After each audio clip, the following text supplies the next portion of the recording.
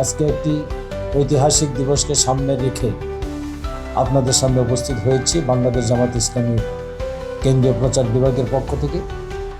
আজকে যে বিষয়টি আমাদের সামনে আসছে সেটা হলো 2010 সালের 1 জুলাই থেকে বাংলা নিউজ 24-এর যাত্রা শুরু হয়েছিল।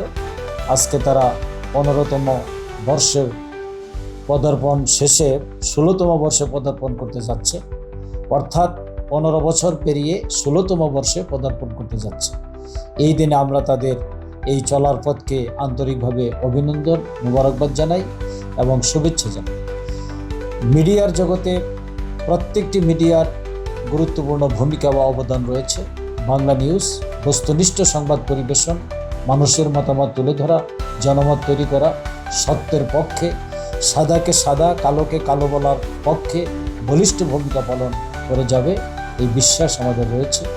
বাংলাদেশের ইতিহাসে 1 জুলাই থেকে 8ই আগস্ট একটি ঐতিহাসিক মুহূর্ত। বাংলা নিউজ 1 জুলাইয়ে ইতিহাসের সেই ধারার সাথে সম্পৃক্ত হয়ে গেল।